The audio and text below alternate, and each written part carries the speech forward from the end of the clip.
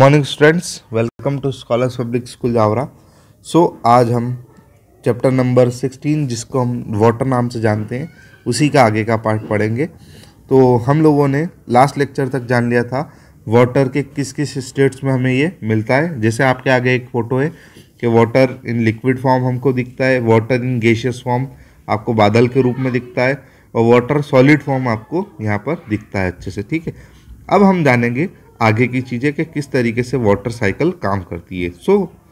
Water on earth remain constant due to hydrological cycle, या फिर हम किससे क्या कह सकते हैं, वाटर साइकिल ऑन अर्थ। तो देखिए, जो भी आज हम पानी पी रहे हैं ये हज़ारों साल से इस धरती पर है ना, और हज़ार साल बाद जो हम पानी पिएंगे वो पानी भी आज इस धरती पे प्रेजेंट है। ठीक है, इसका मतलब क्या हुआ? इसका मतलब ये हुआ कि वाटर कभी भी ना तो नया बनता है ना ही ये कभी ख़त्म होता है। वाटर सिर्फ अपनी स्टेट को चेंज करता है। जैसे अगर स्टेट को चेंज करने के अंदर मैं आपको बोलूँ कि आपका वाटर जो है ये क्या करता है, साइकिल के थ्रू, आपकी हाइड्रोलॉजिकल साइकिल के थ्रू बार बार रिवाइज्ड होता रहता है, बार बार हमारे आसपास आ रहा होता है। ठीक है, the three states of water keeps on interchanging due to this cycle. You know that ice can change into water or water vapor.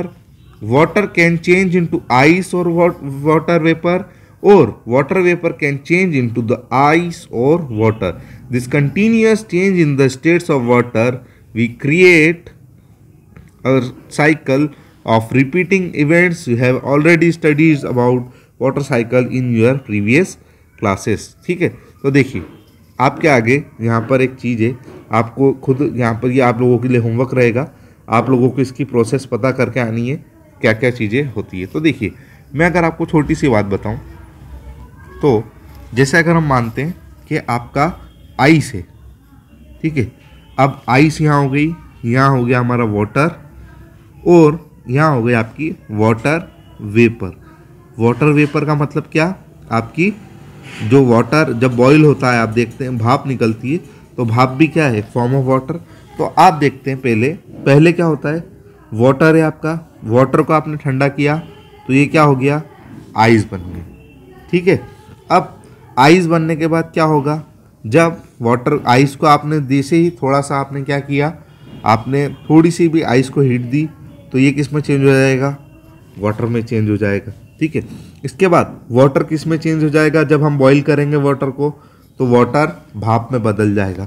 और जब आप भाप को अगर कंडेंस करेंगे, मतलब आपने भाप को जमा करना शुरू किया, तब आप इससे देखेंगे वापस वाटर वेपर वाटर में चेंज हो जाती है, और जो आपकी ये वाटर है वो वापस आइस में चेंज हो सकता है। यानी कि ये प्रोसेस कंटिन्यू चल सकती है कि water ice, water vapour water ice, ये कंटिन्यू आपकी जो प्रोसेस है ये कंटिन्यू मूव कर सकती है। तो ऐसी कंडीशन में हम इसे क्या नाम देंगे, वाटर या फिर हाइड्रोलॉजिकल साइकिल। ठीक है, अब इसको अगर हम नॉर्मली तरीके से, आप लोगों ने प्रीवियस क्लासेस में पढ़ा होगा, फिर भी मैं आपको एक्सप्लेनेशन के लिए अच्छे से समझा देता हूँ कि देखिए, जैसे आपका वाटर आए, रेन हुई, ठीक है, रेन आपके किस फॉर्म में आ रही है आपके आसपास, तो रेन आ रही है आपके लिक्विड फॉर्म में। ठीक है, अब क्या होगा, ये आपकी जो रेन है ये थ्रू द आपके कैनाल्स या हम बोले रिवर्स, ये कहाँ जाएगी, वापस से ओशन में चली जाती है। आपको ये पता है, मतलब पानी आया और पानी अगर पहाड़ी पे जाके गिर गया, पहाड़ी पे गया तो ये किस में चेंज हो जाएगा, आइस में। ठीक है, तो आपने देखा है ग्लेशियर्स क्या होते हैं, जहाँ पर बहुत सारी आइस जमा रहती है। ठीक है, आइस पिघल के क्या बन जाती है, नदी बन जाती है। क्या बन जाती है, याद रखेंगे आप, आइस पिघलने से जब आपके ग्लेशियर्स पिघलते हैं तो क्या बन जाती हैं, वो नदी बन जाती हैं। ठीक है, जब नदी बनती हुई आगे बढ़ती हैं तब नदी कहाँ जाके मिलती हैं, तो नदी जाके मिलती है आपके ओशियन में। कहाँ जाके मिलती है, ओशन में। तो देखिए, आइस किस में चेंज हो गई, आपकी वाटर में चेंज हो गई आपके, ठीक है, लिक्विड में चेंज हो गई, और वो लिक्विड बहते कहाँ चला गया, ओशियन में चला गया। ठीक है, अब देखिए ओशियन में क्या होता है, बहुत ज़्यादा गर्मी पड़ती है, वो तो धरती पे भी पड़ती है, पर सबसे ज़्यादा हम गर्मी कहाँ देखते हैं, ओशन के अंदर, ठीक है। तो जैसे ही ओशन में बहुत ज़्यादा गर्मी पड़ती है, ये पानी हो जाता है हीटअप, बहुत ज़्यादा गर्म हो जाता है और ये पानी उड़ जाता है, या फिर हम इसको बोलते हैं वाटर वेपराइजेशन हो जाता है।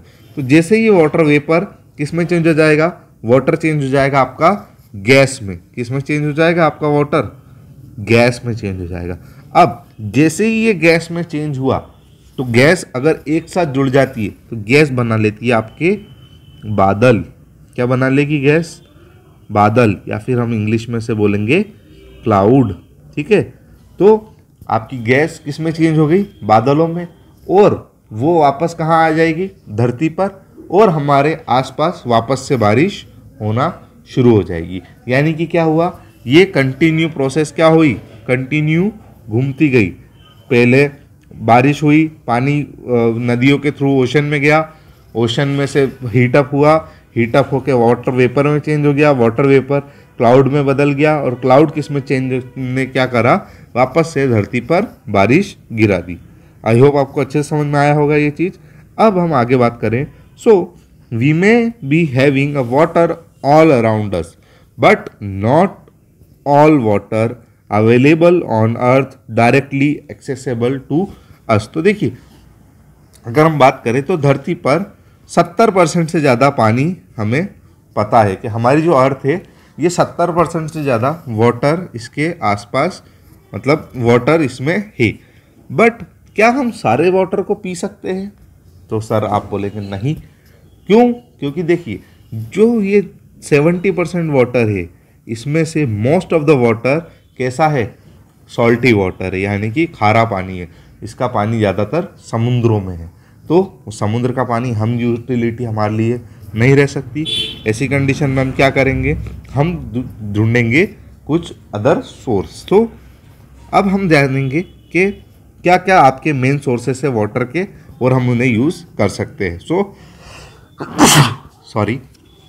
सो we can not use ocean water because it is too salty. तो देखिए, आपको समझ में आया कि पानी बहुत ज़्यादा खारा है, इस वजह से हम समुद्र के पानी को नहीं पी सकते। तो देखिए, अगर आपको इस डायग्राम के थ्रू देखें, देखिए ये जो पूरा आपको एक दिख रहा है, ये इस पूरी धरती का पानी है, जितना पानी है। अब देखिए, इसमें 97% जो पानी है, 97%, ध्यान रखिएगा आप, कितना बड़ा एरिया, कि अगर ये आप मान लो केक है, ये आपका पूरा, उस केक का सिर्फ ज़रा, पूरा केक आपका खारे पानी से बना हुआ है।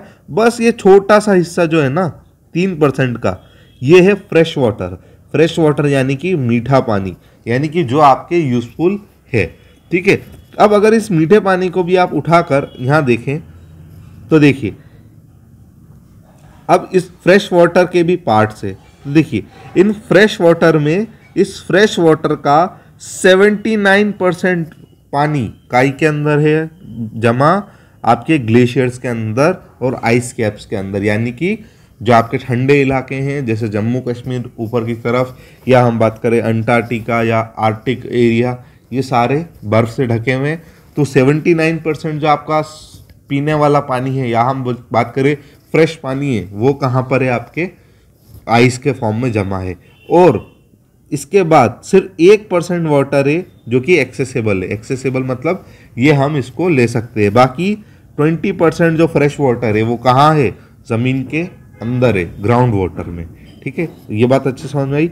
अब ये जो 1% पानी है, इसको भी अगर हम अच्छे से एनालाइज करें तो देखिए, इसके अंदर आपको कितनी वो अचंभित वाली चीज़ें हैं कि देखिए, इसके अंदर भी 52% जो पानी है वो लेक्स में है। मतलब जो ज़रा सा पानी है उसका भी 52% इतना पानी का कहाँ है, आपके लेक्स में है, ठीक है।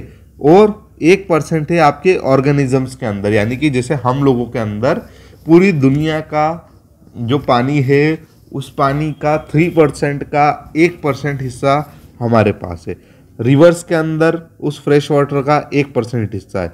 वाटर वेपर 8% है, ठीक है। और सॉइल मॉइस्चर इसका 38% है।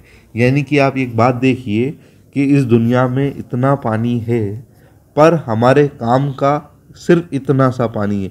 ये 1% पानी हमारे काम का है। हम ग्राउंड वाटर पे बहुत डिपेंड करते हैं, बट ग्राउंड वाटर की भी एक लिमिट है कि एक लिमिट तक ही आप ग्राउंड वाटर को अच्छे से यूज़ कर सकते हैं। आई होप आपको अच्छे से समझ में आया होगा ये बात सारी। ये आप एक बार अच्छे अपने घर पे इसको देखिएगा कि व्हाट % ऑफ फ्रेश वाटर हमें देखना है आस पर। ये आप क्वेश्चन पढ़ेंगे, आपको आंसर अच्छे से मिलेंगे। अगले लेक्चर में हम सोर्सेस ऑफ वाटर के बारे में बात करेंगे कि किस तरीके से हम सोर्सेस ऑफ वाटर यूज़ करते हैं। और आप एक बात ध्यान रखिए कि यहाँ पर लिखा है कि water in a solid state is also not accessible to us. क्यों? क्योंकि देखिए जो पानी जब सॉलिड स्टेट में वो हमारे ज़्यादा काम का नहीं रह जाता। So we are left with the fresh water only to our direct use, यानी कि हमारे पास ऑप्शन सिर्फ यही है कि हम फ्रेश वाटर को ही यूज़ कर पाएँ। आई होप आपको अच्छे से समझ में आया होगा। अगले लेक्चर में हम सोर्सेस ऑफ वाटर के बारे में जानेंगे, क्या क्या होते हैं सोर्सेस ऑफ वाटर। तब तक के लिए आप पढ़ते रहिए। Thank you so much. God bless you all.